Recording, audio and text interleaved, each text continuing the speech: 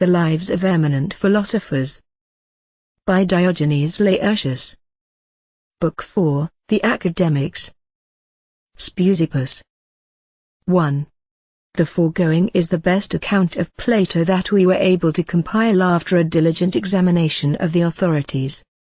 He was succeeded by Speusippus, an Athenian and son of Eurymedon, who belonged to the dome of Myrrhinus, and was the son of Plato's sister Potone. He was head of the school for 8 years beginning in the 108th Olympiad. He set up statues of the Graces in the shrine of the Muses erected by Plato in the Academy. He adhered faithfully to Plato's doctrines. In character, however, he was unlike him, being prone to anger and easily overcome by pleasures. At any rate, there is a story that in a fit of passion he flung his favorite dog into the well, and that pleasure was the sole motive for his journey to Macedonia to be present at the wedding feast of Cassander. 2. It was said that among those who attended his lectures were the 2 women who had been pupils of Plato, Lasthena of Mantinea and Axiotea of Phlius. And at the time Dionysius in a letter says derisively, "We may judge of your wisdom by the Arcadian girl who is your pupil." And, whereas Plato exempted from fees all who came to him, you levy tribute on them and collect it whether they will or no. According to Diogenes in the first book of his Memorabilia, Speusippus was the first to discern the common element in all studies and to bring them into connection with each other so far as that was possible. 3. And according to Diogenes he was the first to divulge what Isocrates called the secrets of his art, and the first to devise the means by which faggots of firewood are rendered portable. When he was already crippled by paralysis, he sent a message to Xenocrates entreating him to come and take over the charge of the school. They say that, as he was being conveyed to the academy in a tiny carriage, he met and saluted Diogenes, who replied, "Nay, if you can endure to live in such a plight as this, I decline to return your greeting." At last in old age he became so despondent that he put an end to his life. Here follows my epigram upon him. Had I not learned that Speusippus would die thus, no one would have persuaded me to say that he was surely not of Plato's blood, for else he would never have died in despair for a trivial cause. 4. Plutarch in the Lives of Lysander and Sulla makes his malady to have been morbus pedicularis. That his body wasted away is affirmed by Timotheus in his book on Lives. Speusippus, he says, meeting a rich man who was in love with one who was no beauty, said to him, "Why, pray, are you in such sore need of him? For 10 talents I will find you a more handsome bride." He has left behind a vast store of memoirs and numerous dialogues, among them, Aristippus the Cyrenaic. On wealth, 1 book. On pleasure, 1 book. On justice, on philosophy, on friendship, on the gods. The Philosopher, a reply to Cephalus, Clinomachus or Lysias, the Citizen, of the Soul, a reply to Grylus. 5. Aristippus, Criticism of the Arts, each in 1 book. Memoirs, in the form of dialogues. Treatise on System, in 1 book. Dialogues on the Resemblances in Science, in 10 books. Divisions and Hypotheses relating to the Resemblances. On Typical Genera and Species. A reply to the anonymous work. Eulogy of Plato. Epistles to Dion, Dionysius and Philip. On Legislation. The Mathematician. Mandrobilus. Lysias. Definitions. Arrangements of commentaries. They comprise in all 43,475 lines. To him Maimonides addresses his narrative in which he related the achievements of Dion and Bion. Favorinus also in the 2nd book of his Memorabilia relates that Aristotle purchased the works of Speusippus for 3 talents. There was another Speusippus, a physician of Alexandria, of the school of Herophilus. Xenocrates. 6. Xenocrates, the son of Agathena, was a native of Chalcedon. He was a pupil of Plato from his earliest youth, moreover he accompanied him on his journey to Sicily. He was naturally slow and clumsy. Hence Plato, comparing him to Aristotle, said, the one needed a spur, the other a bridle. And again, see what an ass I am training and what a horse he has to run against. However, Xenocrates was in all besides dignified and grave of demeanor, which made Plato say to him continually, Xenocrates, sacrifice to the graces. He spent most of his time in the academy, and whenever he was going to betake himself to the city, it is said that all the noisy rabble and hired porters made way for him as he passed. 7.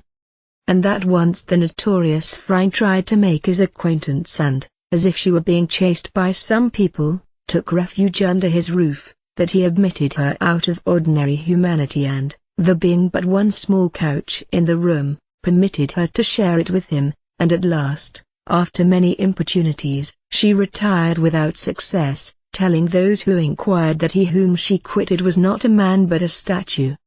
Another version of the story is that his pupils induced Laius to invade his couch, and that so great was his endurance that he many times submitted to amputation and cautery. His words were entirely worthy of credit, so much so that, although it was illegal for witnesses to give evidence unsworn, the Athenians allowed Xenocrates alone to do so. 8. Furthermore, he was extremely independent, at all events. When Alexander sent him a large sum of money, he took 3,000 Attic drachmas and sent back the rest to Alexander, whose needs, he said, were greater than his own, because he had a greater number of people to keep.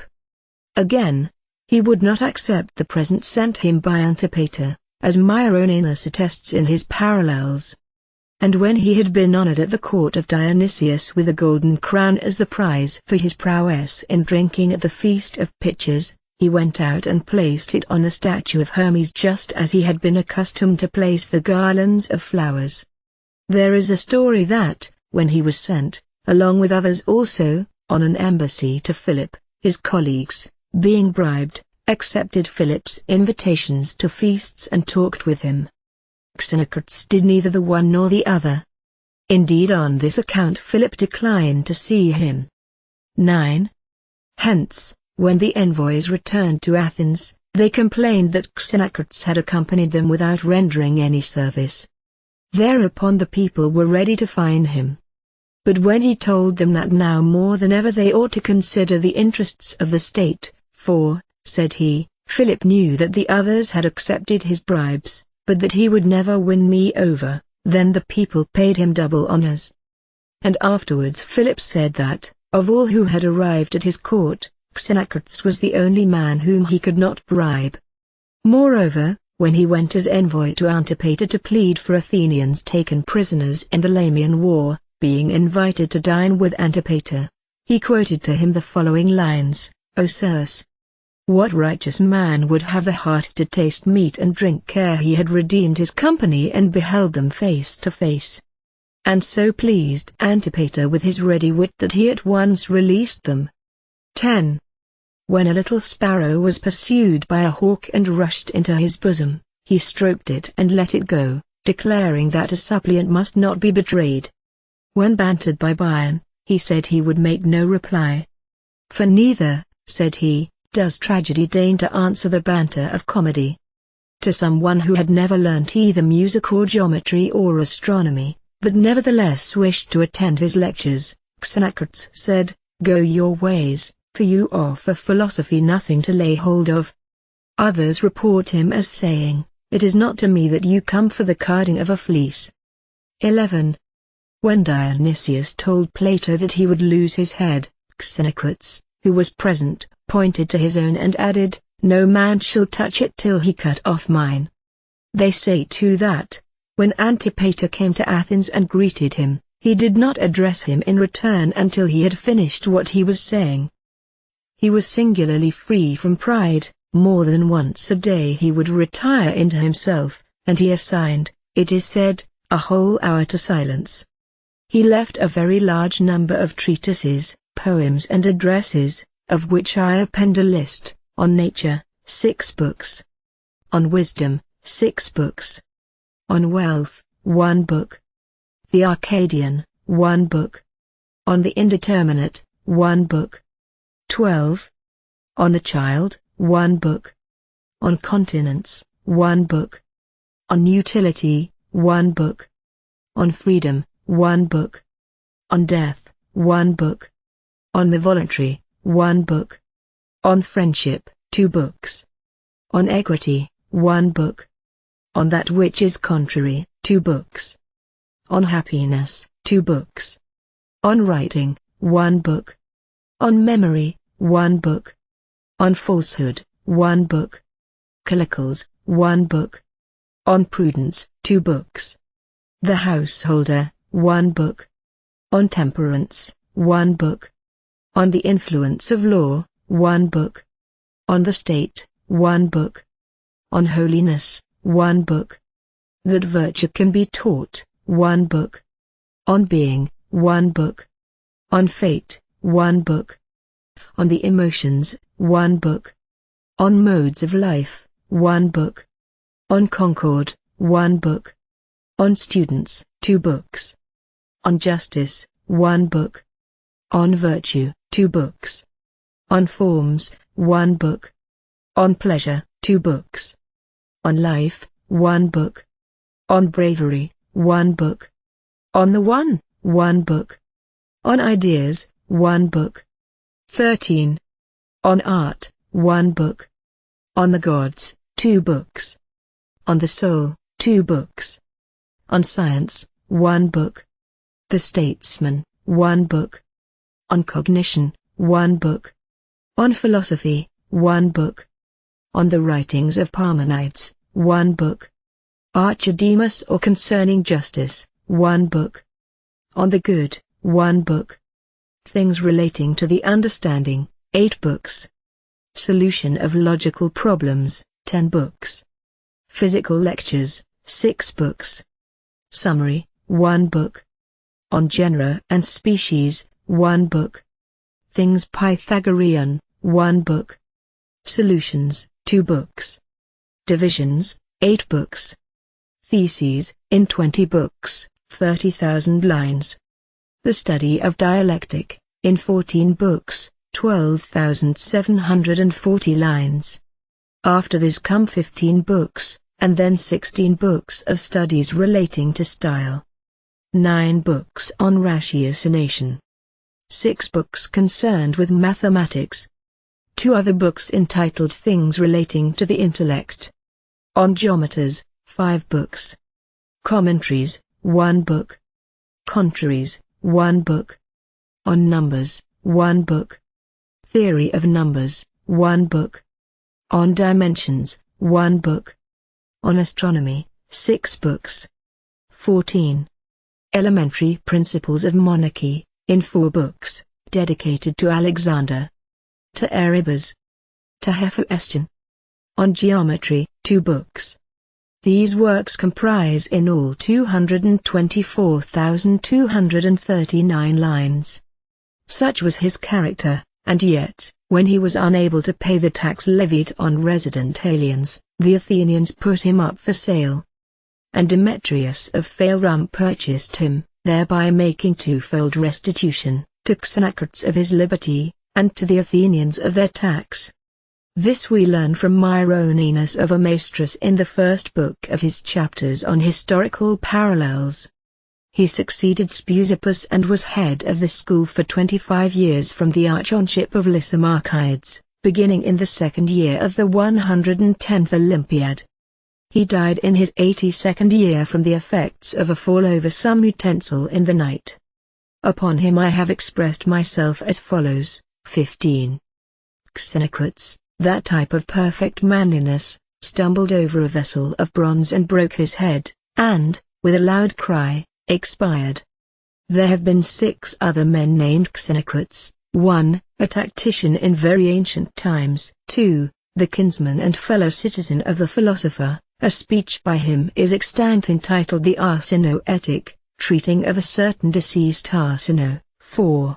A philosopher and not very successful writer of elegies. It is a remarkable fact that poets succeed when they undertake to write prose, but prose writers who essay poetry come to grief, whereby it is clear that the one is a gift of nature and the other of art. 5. A sculptor. 6. A writer of songs mentioned by Aristophanes.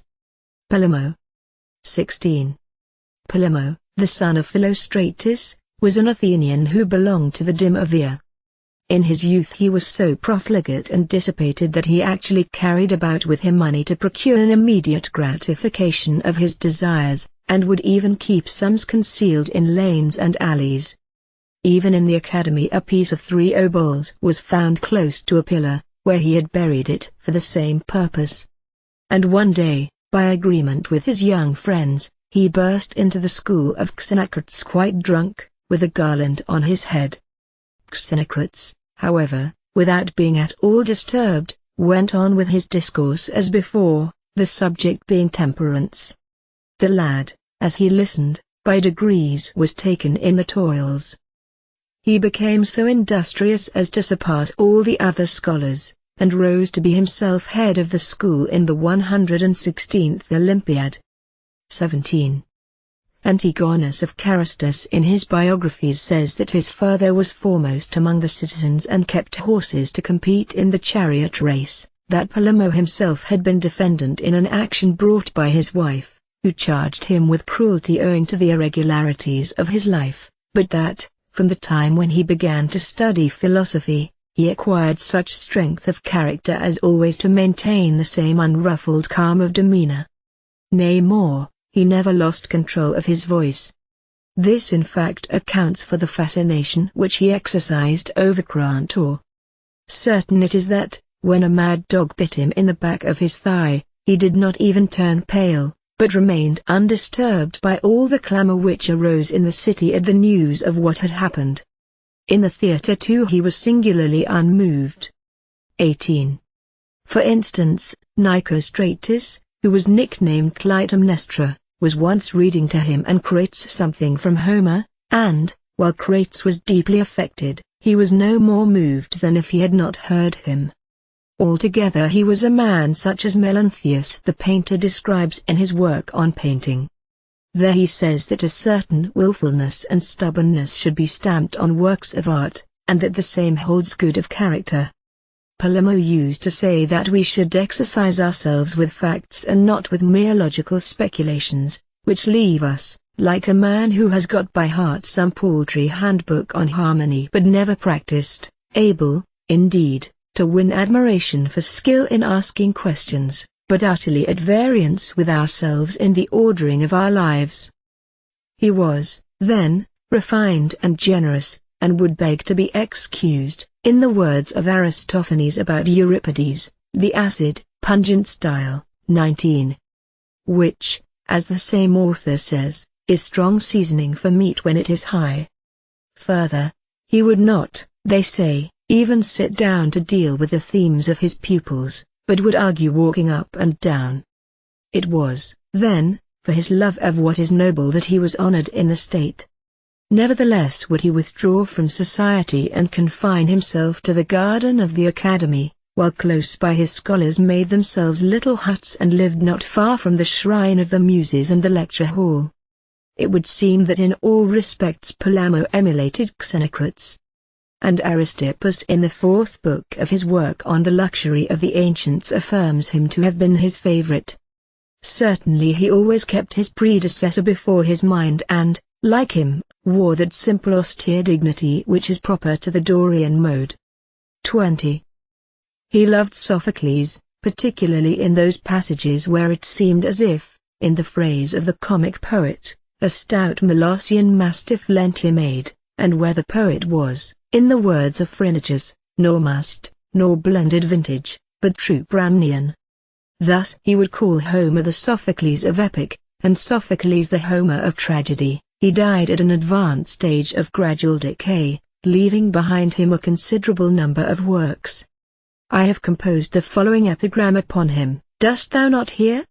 We have buried Polemo, laid here by that fatal scourge of wasted strength. Yet not Polemo, but merely his body, which on his way to the stars he left to moulder in the ground. Crates. 21. Crates, whose father was Diogenes, was an Athenian belonging to the Demothria. He was a pupil and at the same time a favorite of Polemo, whom he succeeded in the headship of the school. The two were so much attached to each other that they not only shared the same pursuits in life but grew more and more alike to their latest breath, and, dying, shared the same tomb. Hence Antigoras, writing of both, employed this figure, passing stranger, say that in this tomb rest godlike Crates and Polemo, men magnanimous in concord, from whose inspired lips flowed sacred speech, and whose pure life of wisdom, in accordance with unswerving tenets, decked them for a bright immortality. 22. Hence Arcelaus, who had quitted Theophrastus and gone over to their school, said of them that they were gods or a remnant of the Golden Age. They did not side with the popular party, but were such as Dionysodorus the flute player is said to have claimed to be, when he boasted that no one ever heard his melodies, as those of Ismenias were heard, either on shipboard or at the fountain. According to Antigonus, their common table was in the house of Crantor, and these two and Arcelaus lived in harmony together. Arcelaus and Crantor shared the same house, while Polemo and Crates lived with Lysicles, one of the citizens. Crates, as already stated, was the favorite of Polemo and Arcelaus of Crantor. 23. According to Apollodorus in the third book of his chronology, Crates at his death left behind him works, some of a philosophical kind, others on comedy, others again speeches delivered in the assembly or when he was envoy. He also left distinguished pupils, among them Arcelaus, of whom we shall speak presently, for he was also a pupil of Crates. Another was Bion of Borysthenes, who was afterwards known as the Theodorian, from the school which he joined. Of him too we shall have occasion to speak next after Arcelaus. There have been 10 men who bore the name of Crates: 1. The poet of the Old Comedy; 2. A rhetorician of Jules, a pupil of Isocrates; 3. A sapper and miner who accompanied Alexander; 4. The cynic, of whom more hereafter; 5. A peripatetic philosopher; 6. The academic philosopher described above; 7. A grammarian of Melos; 8. The author of a geometrical work; 9. A composer of epigrams; 10. An academic philosopher of Tarsus. Crantor. 24. Crantor of Soli, though he was much esteemed in his native country, left it for Athens and attended the lectures of Xenocrates at the same time as Polemo. He left memoirs extending to 30,000 lines, some of which are by some critics attributed to Arcelaus. He is said to have been asked what it was in Polemo that attracted him, and to have replied, "The fact that I never heard him raise or lower his voice in speaking." He happened to fall ill, and retired to the temple of Asclepius, where he proceeded to walk about. At once people flocked round him in the belief that he had retired thither, not on account of illness, but in order to open a school. Among them was Arcelaus, who wished to be introduced by his means to Polemo, notwithstanding the affection which united the two, as will be related in the life of Arcelaus. 25. However, when he recovered, he continued to attend Polemo's lectures, and for this he was universally praised. He is also said to have left Arcelaus his property, to the value of 12 talents. And when asked by him where he wished to be buried, he answered, "Sweet in some nook of native soil to rest."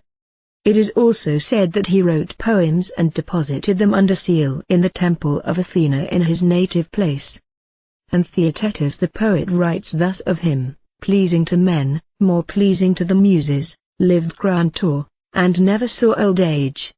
Receive, O earth, the hallowed dead, gently may he live and thrive even in the world below." 26. Crantor admired Homer and Euripides above all other poets. "It is hard," he said, "at once to write tragedy and to stir the emotions in the language of everyday life." And he would quote the line from the story of Bellerophon: "Alas! But why alas? We have suffered the lot of mortals." And it is said that there are extant these lines of the poet Antigoras, spoken by Crantor on love: My mind is in doubt, since thy birth is disputed, whether I am to call thee, Love, the first of the immortal gods, the eldest of all the children whom old Erebus and queenly Night brought to birth in the depths beneath wide ocean. 27. Or art thou the child of wise Cyprus, or of earth, or of the winds? So many are the goods and ills thou devisest for men in thy wanderings. Therefore hast thou a body of double form. He was also clever at inventing terms. For instance, he said of a tragic player's voice that it was unpolished and unpeeled. And of a certain poet that his verses abounded in miserliness. And that the disquisitions of Theophrastus were written with an oyster shell. His most highly esteemed work is the treatise on grief. He died before Polemo and Crates, his end being hastened by dropsy. I have composed upon him the following epigram: the worst of maladies overwhelmed you, Grantor, and thus did you descend the black abyss of Pluto. While you fare well even in the world below, the academy and your country of Soli are bereft of your discourses. Arcelos. 28. Arcelos, the son of Seuths, according to Apollodorus in the third book of his chronology, came from Pitane and Aeolus. With him begins the Middle Academy. He was the first to suspend his judgment owing to the contradictions of opposing arguments. He was also the first to argue on both sides of a question, and the first to meddle with the system handed down by Plato and, by means of question and answer, to make it more closely resemble eristic. He came across Grantor in this way. He was the youngest of 4 brothers, 2 of them being his brothers by the same father, and 2 by the same mother. Of the last 2 Pylades was the elder, and of the former 2 Moeres, and Moeres was his guardian. 29. At first, before he left Pitane for Athens, he was a pupil of the mathematician Autolycus, his fellow countryman, and with him he also travelled to Sardis. Next he studied under Xanthus, the musician, of Athens, then he was a pupil of Theophrastus. Lastly, he crossed over to the academy and joined Grantor.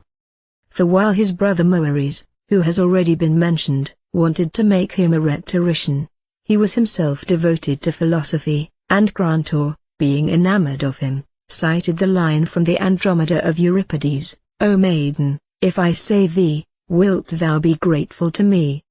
And was answered with the next line, Take me, stranger, whether for maidservant or for wife. 30. After that they lived together. Whereupon Theophrastus, nettled at his loss, is said to have remarked, What a quick-witted and ready pupil has left my school. For, besides being most effective in argument and decidedly fond of writing books, he also took up poetry.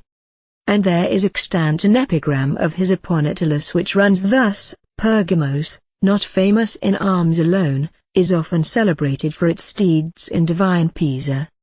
And if a mortal may make bold to utter the will of heaven, it will be much more sung by bards in days to come. And again upon Menodorus, the favourite of Agamus, one of his fellow students, 31. Far, far away are Phrygia and sacred Thyatira, thy native land, Menodorus, son of Cadenus. But to unspeakable Acheron the ways are equal, from whatever place they be measured, as the proverb saith. To thee Agamus raise this far-seen monument, for thou wert dearest to him of all who for him toiled. He esteemed Homer above all the poets and would always read a passage from him before going to sleep. And in the morning he would say, whenever he wanted to read Homer, that he would pay a visit to his dear love. Pindar too he declared matchless for imparting fullness of diction and for affording a copious store of words and phrases. And in his youth he made a special study of iron. 32. He also attended the lectures of the geometer Hipponicus, at whom he pointed a jest as one who was in all besides a listless, yawning sluggard but yet proficient in his subject. Geometry, he said, must have flown into his mouth while it was agape. When this man's mind gave way, Arcelos took him to his house and nursed him until he was completely restored. He took over the school on the death of Crates, a certain Socrates having retired in his favor.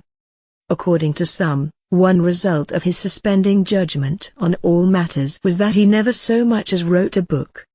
Others relate that he was caught revising some works of Crantor, which according to some he published, according to others he burned. He would seem to have held Plato in admiration, and he possessed a copy of his works. 33. Some represent him as emulous of Bio as well. He was devoted to dialectic and adopted the methods of argument introduced by the Eretrian school. On account of this Ariston said of him, Plato the head of him, Pio the tail, midway Diogenes.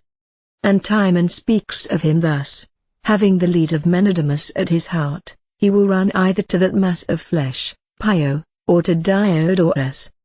And a little farther on he introduces him as saying, I shall swim to Pio and to crooked Diogenes.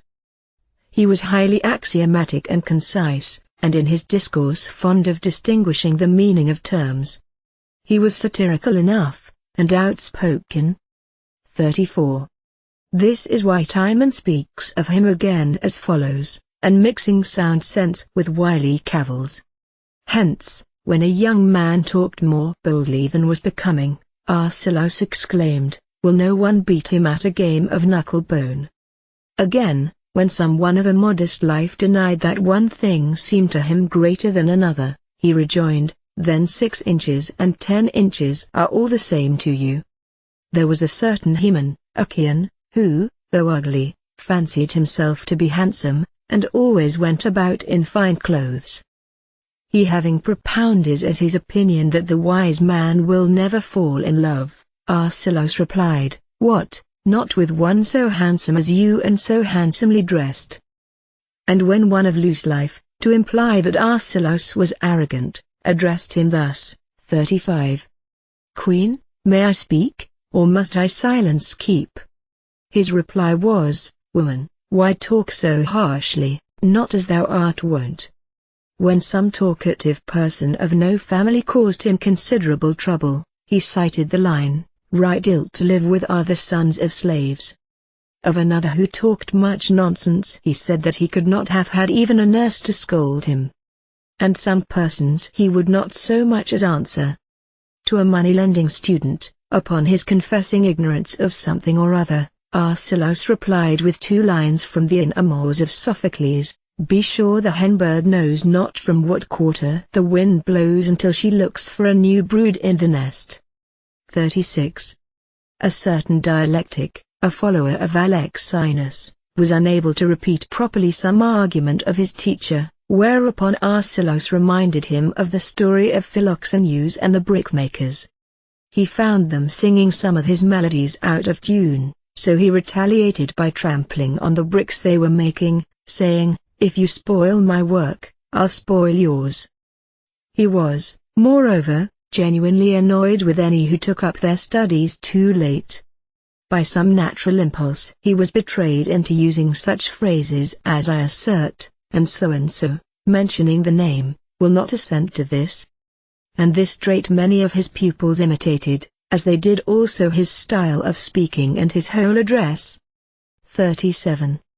Very fertile in invention, he could meet objection acutely or bring the course of discussion back to the point at issue, and fit it to every occasion. In persuasiveness he had no equal, and this all the more drew pupils to the school, although they were in terror of his pungent wit. But they willingly put up with that, for his goodness was extraordinary, and he inspired his pupils with hopes. He showed the greatest generosity in private life, being ever ready to confer benefits, yet most modestly anxious to conceal the favor. For instance, he once called upon Ctesibius when he was ill and, seeing in what straits he was, quietly put a purse under his pillow. He, when he found it, said, this is the joke of Arcelaus. Moreover, on another occasion, he sent him 1,000 drachmas. 38. Again, by introducing Archias the Arcadian to Eumenes, he caused him to be advanced to great dignity. And, as he was very liberal, caring very little for money, so he was the first to attend performances where seats were paid for. and he was above all eager to go to those of Archicrates and Callicrates, for which the fee was a gold piece. And he helped many people and collected subscriptions for them. Someone once borrowed his silver plate in order to entertain friends and never brought it back, but Archelaus did not ask him for it and pretended it had not been borrowed. Another version of the story is that he lent it on purpose, and, when it was returned, made the borrower a present of it because he was poor. He had property in Pitane from which his brother Pylades sent him supplies. Furthermore, Eumenes, the son of Phildarus, furnished him with large sums, and for this reason Eumenes was the only one of the contemporary kings to whom he dedicated any of his works. 39. And whereas many persons courted Antigonus and went to meet him whenever he came to Athens, Archelaus remained at home, not wishing to thrust himself upon his acquaintance. He was on the best of terms with Hierocles, the commandant in Munichia and Piraeus, and at every festival would go down to see him. And though Hierocles joined in urging him to pay his respects to Antigonus, he was not prevailed upon, but, after going as far as the gates, turned back. And after the battle at sea, when many went to Antigonus or wrote him flattering letters, he held his peace. However, on behalf of his native city, he did go to Demetrius as envoy to Antigonus, but failed in his mission. He spent his time wholly in the academy, shunning politics. 40. Once indeed, when at Athens, he stopped too long in the Piraeus, discussing themes, out of friendship for Hierocles, and for this he was censured by certain persons. He was very lavish, in short another Aristippus, and he was fond of dining well, but only with those who shared his tastes. He lived openly with Theodete and Fleur, the Elean courtesans, and to those who censured him he quoted the maxims of Aristippus. He was also fond of boys and very susceptible. Hence he was accused by Ariston of Chios, the Stoic, and his followers, who called him a corrupter of youth and a shameless teacher of immorality. 41. He is said to have been particularly enamored of Demetrius, who sailed to Cyrene, and of Cleochas of Mylae. Of him the story is told that, when a band of revelers came to the door, he told them that for his part he was willing to admit them but that Cleochas would not let him.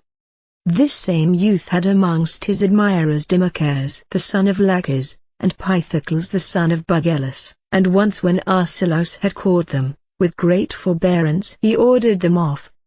For all this he was assailed and ridiculed by the critics above mentioned, as a friend of the mob who courted popularity. The most virulent attacks were made upon him in the circle of Hieronymus the Peripatetic, whenever he collected his friends to keep the birthday of Halcyonus, son of Antigonus, an occasion for which Antigonus used to send large sums of money to be spent in merrymaking. 42.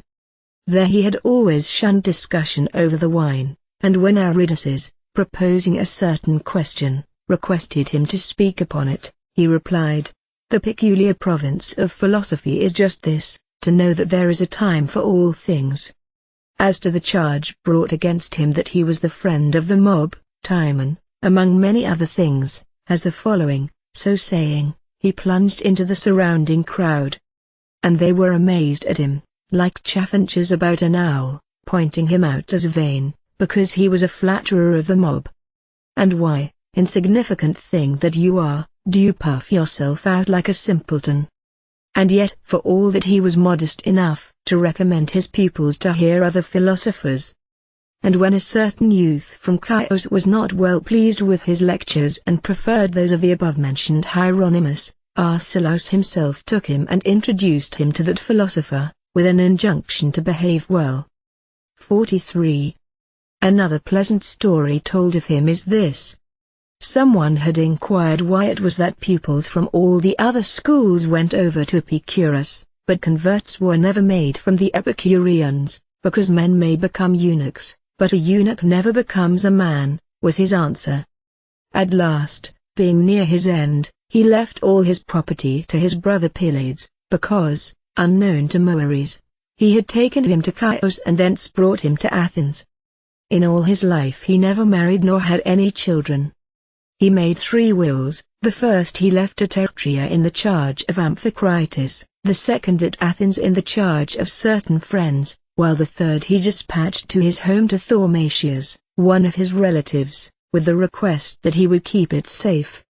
To this man he also wrote as follows: Arcelos to Thaumacius greeting.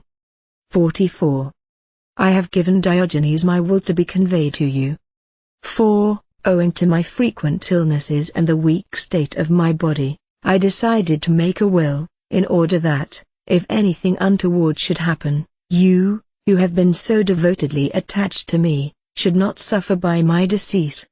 You are the most deserving of all those in this place to be entrusted with the will, on the score both of age and of relationship to me.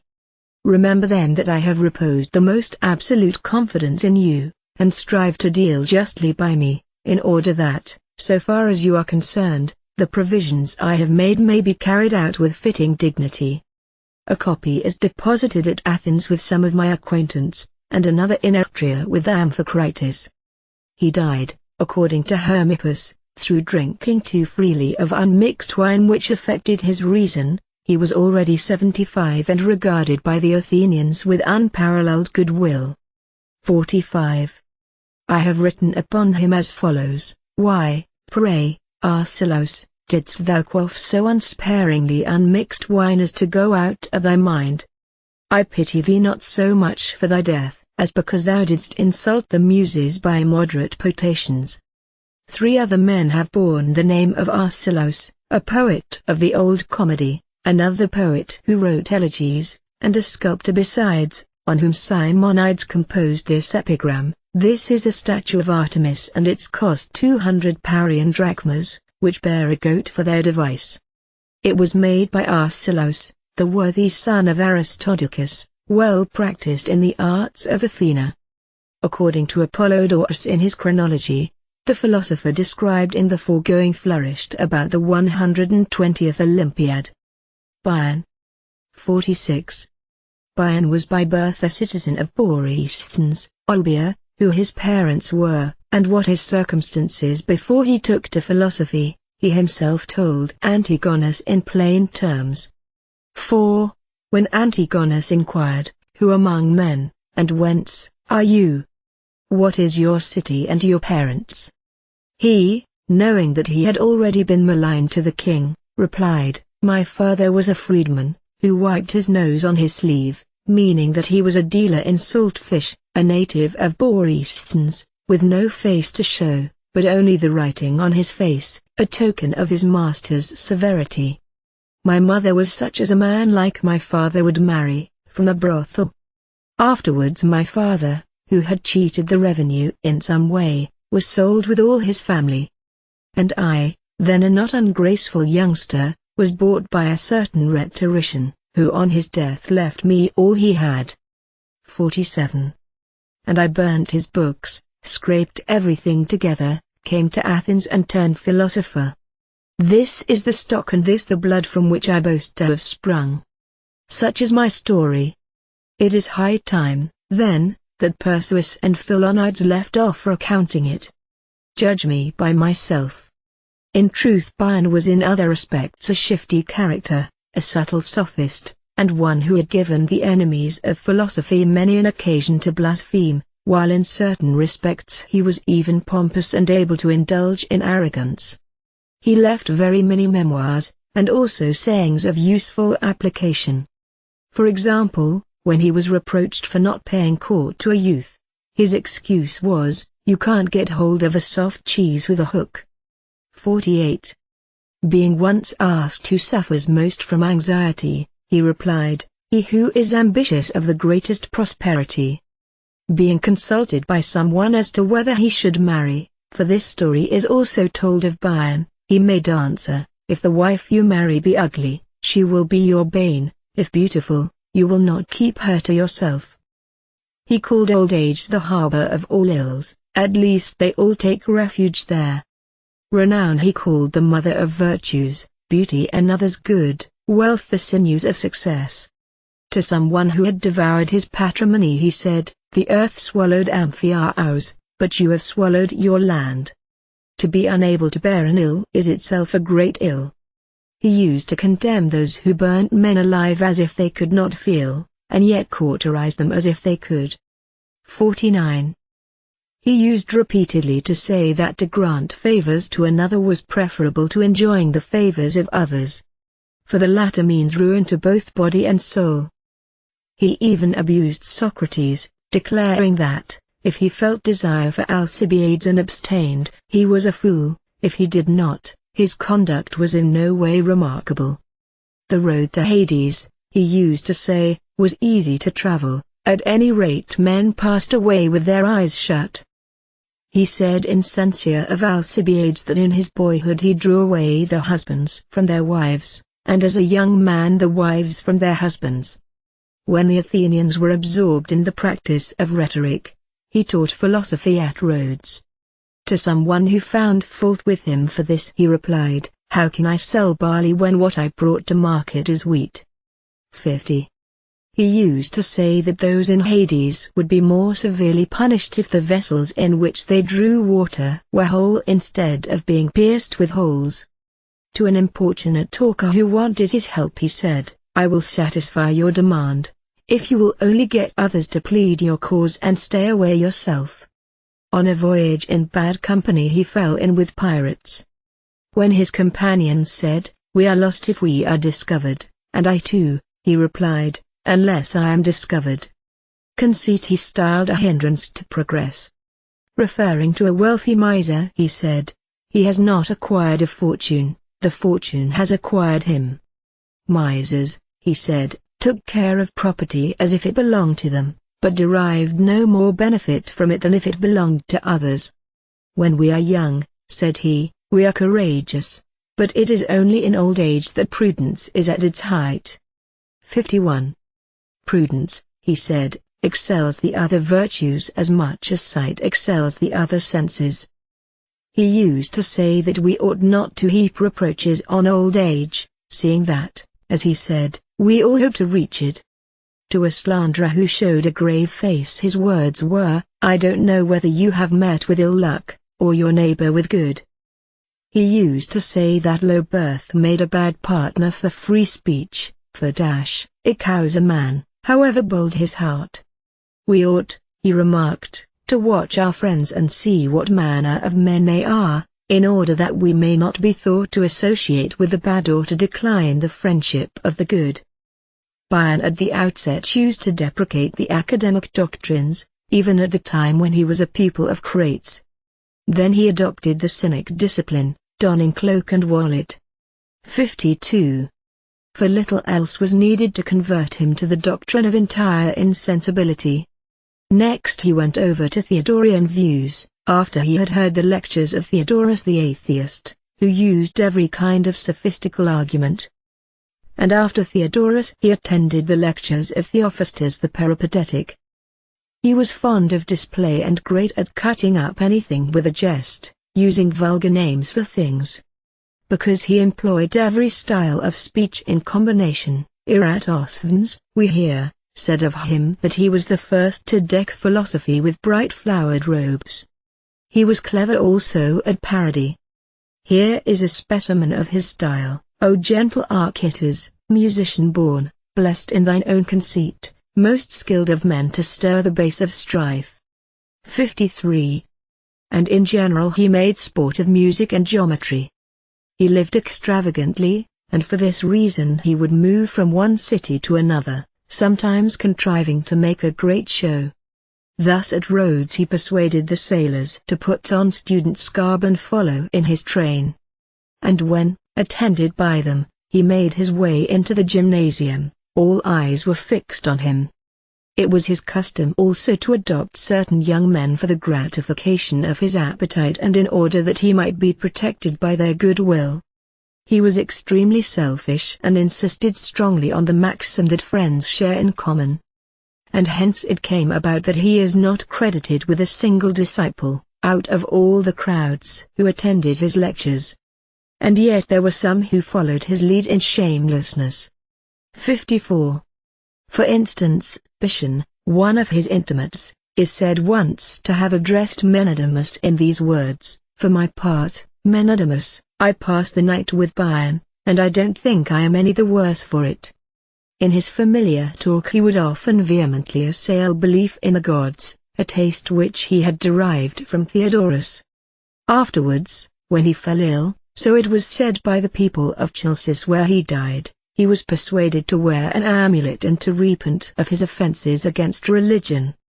And even for want of nurses he was in a sad plight, until Antigonus sent him 2 servants. And it is stated by Favorinus in his miscellaneous history that the king himself followed in a litter. Even so he died, and in these lines I have taken him to task. 55. We hear that Bion, to whom the Scythian land of Borysthenes gave birth, denied that the gods really exist.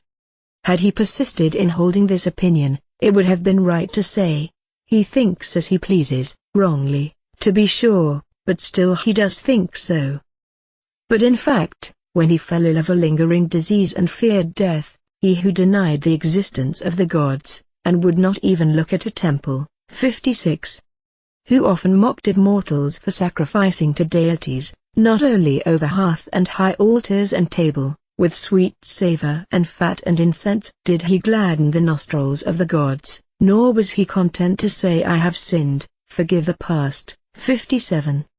But he cheerfully allowed an old woman to put a charm round his neck, and in full faith bound his arms with leather and placed the rhamnus and the laurel branch over the door, being ready to submit to anything sooner than die. Fool for wishing that the divine favor might be purchased at a certain price, as if the gods existed just when Bion chose to recognize them. It was then with vain wisdom that, when the driveler was all ashes, he stretched out his hand and said, "Hail, Pluto, hail." 58. 10 men have borne the name of Bion: 1, the contemporary of Phesads of Syria, to whom are assigned 2 books in the Ionic dialect. He was of Proconnesus. 2, a Syracusan, who wrote rhetorical handbooks. 3, a philosopher. 4, a follower of Democritus and mathematician of Abdera, who wrote both in Attic and in Ionic. He was the first to affirm that there are places where the night lasts for 6 months and the day for 6 months. 5, a native of Soli, who wrote a work on Ethiopia. 6, a rhetorician, the author of 9 books called after the Muses. 7, a lyric poet. 8, a Milesian sculptor, mentioned by Plimo. 9, a tragic poet, one of the poets of Tarsus, as they are called. 10, a sculptor of Clazomene or Chios, mentioned by Hipponax. Laertius. 59. Laertius, son of Alexander, was a native of Syrian. He was the founder of the new academy and the successor of Arcesilaus, a man of very serious character who found numerous admirers, industrious from his youth up and, though poor, of pleasant manners and pleasant conversation. A most amusing story is told of his housekeeping. Whenever he brought anything out of the storeroom, he would seal the door up again and throw his signet ring inside through the opening, to ensure that nothing laid up there should be stolen or carried off. So soon, then, as his rogues of servants got to know this, they broke the seal and carried off what they pleased, afterwards throwing the ring in the same way through the opening into the storeroom. Nor were they ever detected in this. 60. Laertius used to lecture in the academy, in the garden which had been laid out by King Attalus, and from him it derived its name of Laecidium. He did what none of his predecessors had ever done. In his lifetime he handed over the school to Telecles and Evander, both of Phakia. Evander was succeeded by Hygcinus of Pergamum, and he again by Carneades. A good saying is attributed to Laertius. When Attalus sent for him, he is said to have remarked that statues are best seen from a distance. He studied geometry late, and someone said to him, "Is this a proper time?" To which he replied, "Nay, is it not even yet the proper time?" 61. He assumed the headship of the school in the 4th year of the 134th Olympiad, and at his death he had been head for 26 years. his end was a palsy brought on by drinking too freely. And here is a quip of my own upon the fact, of thee too, O Laertius, I have heard a tale, that Bacchus seized thee and dragged thee on tiptoe to the underworld. Nay, was it not clear that when the wine god comes in force into the frame, he loosens our limbs? Perhaps this is why he gets his name of the loosener. Carneades. 62. Carneades, the son of Epicurus or, according to Alexander in his Successions of Philosophers, of Philocomus, was a native of Cyrene. He studied carefully the writings of the Stoics and particularly those of Chrysippus, and by combating these successfully he became so famous that he would often say, "Without Chrysippus where should I have been?" The man's industry was unparalleled, although in physics he was not so strong as in ethics. Hence he would let his hair and nails grow long from intense devotion to study. Such was his predominance in philosophy that even the rhetoricians would dismiss their classes and repair to him to hear him lecture. 63. His voice was extremely powerful, so that the keeper of the gymnasium sent to him and requested him not to shout so loud.